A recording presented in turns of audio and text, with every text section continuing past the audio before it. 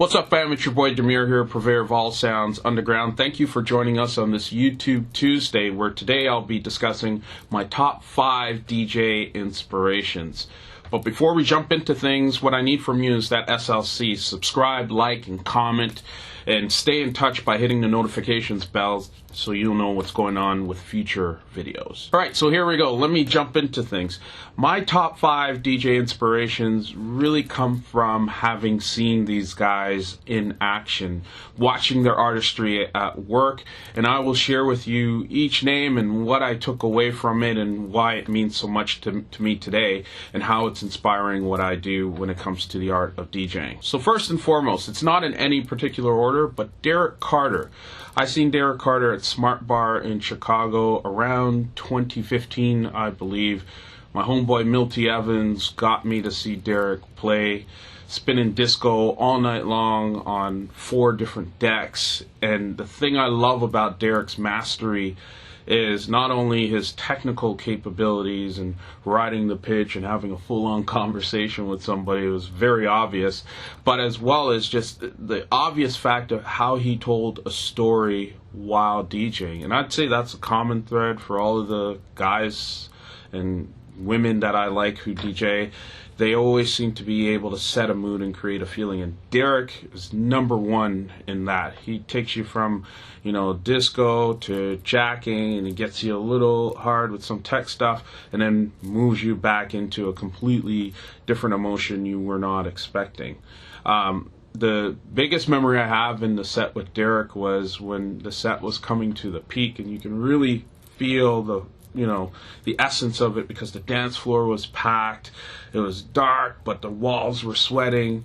He ordered 14 extra large pizzas to thank everyone for dancing with him. So that is my number one memory of Derrick Carter.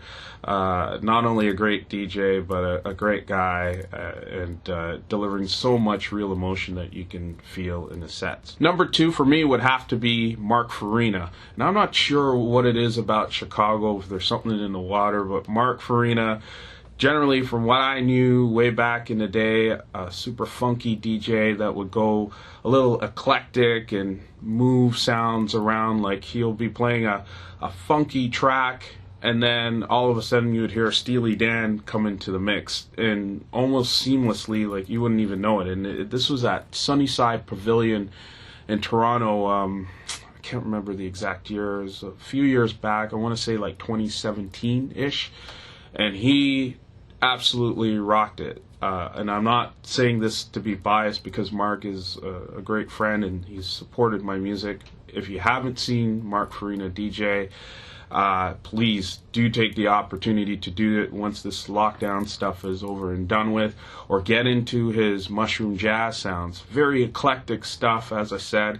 And what you hear in those mushroom jazz mixes, those studio mixes, you actually get live, and he gives you surprises. So the time that he was in Toronto, like I said, he moved from a funky jacking set to, some old 70s rock, like I'm talking Steely Dan, some jazzy stuff, and then back into some classical stuff, and then he went a little bit harder, but all of this because he's telling a story, and more importantly, he's reading the crowd, never coming with a pre-selection of songs that he just gives to you regardless of the mood. So Marc Farina, definitely in the mix. Number 3, and we're keeping on that Chicago theme again, it's DJ Sneak.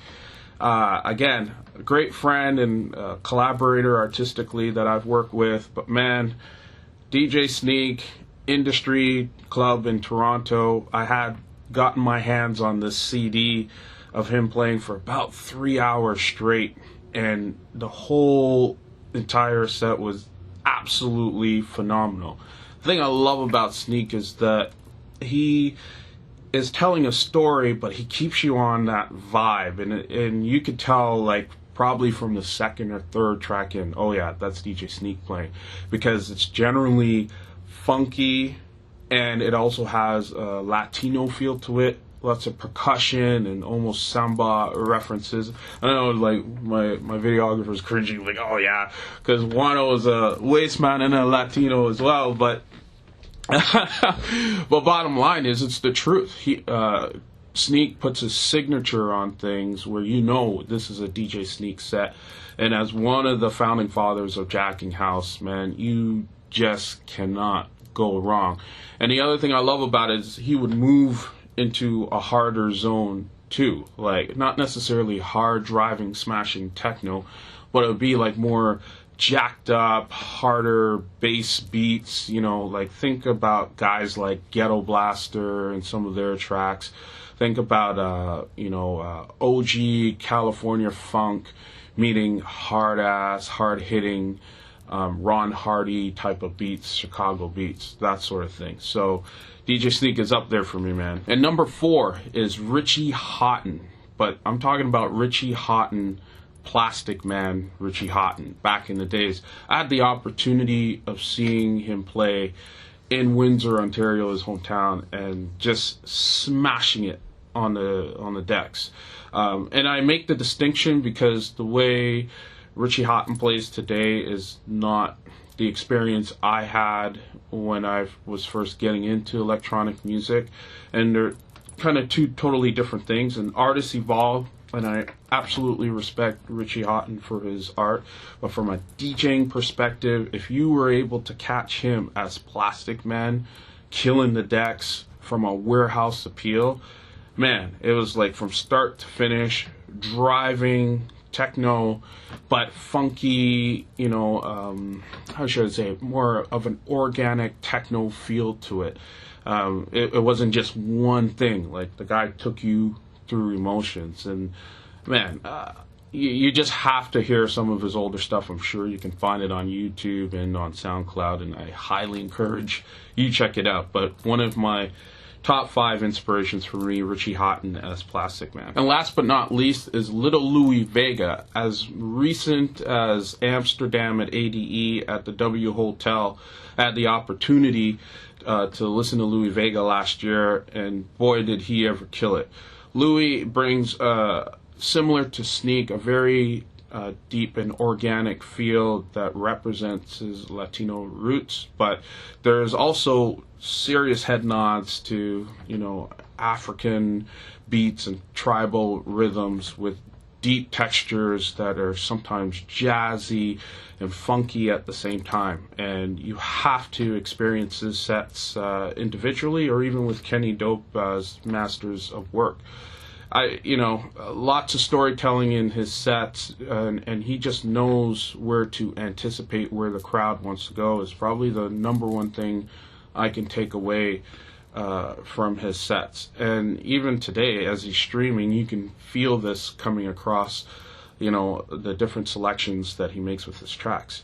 So, when I think back to all of these guys that I've mentioned, the strong common threads are each person tells a story, they know how to evoke and create an emotion at varying times, and first and foremost, they never come with a pre-planned set. So what you're experiencing is them organically in the raw based on those moments in time.